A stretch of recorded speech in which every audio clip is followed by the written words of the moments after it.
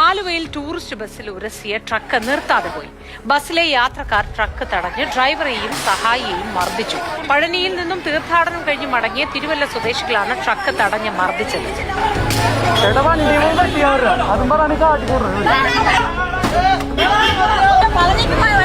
തെരുവിലിറങ്ങി ഈ നിയമം കയ്യിലെടുക്കുന്ന ഒരു നടപടിയാണ് ഈ പഴനിയിൽ നിന്നും തിരുവല്ലയിലേക്ക് തീർത്ഥാടനം കഴിഞ്ഞ് മടങ്ങിയ ആ യാത്രക്കാർ നടത്തിയത്. മഹാരാഷ്ട്ര രജിസ്ട്രേഷനിലുള്ള ട്രക്കാണ്. ആലുവ മുട്ടത്ത് വെച്ചാണ് ഈ സംഭവം. ഈ ടൂറിസ്റ്റ് ബസ്സിൽ ചെറിയ രീതിയിൽ ഒന്ന് ഉരസിയേ ഉള്ളൂ. അതിന് ട്രക്ക് ഉരസി അങ്ങ് യാത്ര ചെയ്ത് പോവുകയും ചെയ്തു. ഒരുപക്ഷെ ഈ വാഹനത്തിൽ ട്രക്ക് തട്ടിയത് ഒരുപക്ഷെ ആ ട്രക്കിന്റെ ഡ്രൈവർ അറിഞ്ഞു കാണാൻ സാധ്യതയും കുറവായിരിക്കാം. പിന്നീട് ഈ ടൂറിസ്റ്റ് ബസ് ഈ ട്രക്കിന് കുറുകെ കൊണ്ടുവന്ന് നിർത്തിയ ശേഷം ആളുകൾ ഇറങ്ങി വന്ന കാര്യമായ രീതിയിൽ ഈ ട്രക്ക് ഡ്രൈവറെ മർദ്ദിക്കുന്നുണ്ട്. ട്രക്കിന്റെ ചില്ല് അടിച്ചു തകർക്കുന്നുണ്ട്. അതോടൊപ്പം തന്നെ ആ ടൂറിസ്റ്റ് ബസ്സിൽ നിന്നിറങ്ങിയ സ്ത്രീകളടക്കം പുറത്തേക്ക് ഇറങ്ങി വന്നിട്ട് ഇതിന് അവിടെ ഒരു പ്രശ്നം ഉണ്ടാക്കാൻ വേണ്ടി ആഹ്വാനം ചെയ്യുന്ന രീതിയിലുള്ള പ്രവൃത്തിയാണ് അവരുടെ ഭാഗത്തുനിന്നും ഉണ്ടായത്.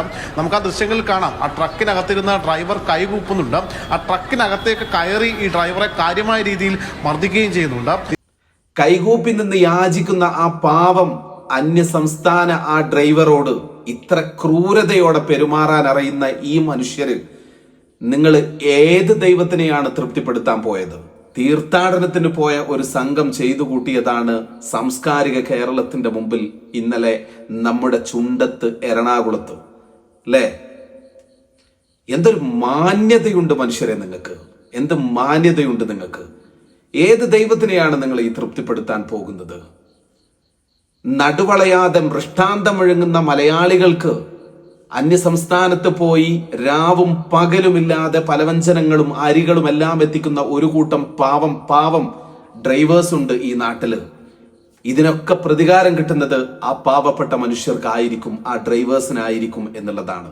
നിങ്ങളുടെ നാട്, നിങ്ങളുടെ രജിസ്ട്രേഷൻ, നിങ്ങളുടെ ഭാഷ ഒരു കൂട്ടം ആളുകൾ കൂടിയപ്പോ നിങ്ങൾക്ക് കഴിവില്ലാത്തവന്റെ, അതല്ലെങ്കിൽ തിരിച്ചടിക്കാൻ കഴിയാത്തവന്റെ നെഞ്ചത്ത് കയറുമ്പോ ഒരു കാര്യം ചിന്തിക്കേണ്ടിണ്ടായിരുന്നു.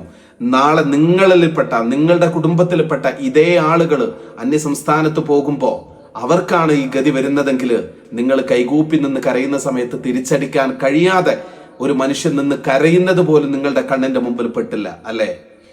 ഏതോ നാട്ടിൽ നിന്ന് മക്കളെ പോറ്റാൻ വേണ്ടി ദിവസങ്ങളോളം ഡ്രൈവ് ചെയ്ത് വരുന്നതിന്റെ ഇടയിൽ വണ്ടി ഒന്ന് ഉരതിയതിന്റെ പേരിലായത്.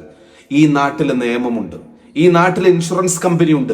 ഇതൊക്കെ പ്രവർത്തിക്കുന്നത് ഇത്തരത്തിലുള്ള ഈ കാര്യങ്ങൾക്ക് വേണ്ടിയാണ് എന്ന് എന്നെങ്കിലും ജീവിതം അസ്തമയ സമയത്ത് ദൈവത്തിനെ തൃപ്തിപ്പെടുത്താൻ പോയ ആ ഗുണ്ടാ സംഘങ്ങളോട് പറയട്ടെ, ആദ്യം ഈ അവസാന വെല്ലടിക്കാൻ നേരത്ത് നിങ്ങൾ ആദ്യം മനുഷ്യനാവുക. എന്നിട്ട് നിങ്ങൾ ദൈവത്തിനെ തൃപ്തിപ്പെടുത്താൻ നാട് ചുറ്റാൻ പോവുക.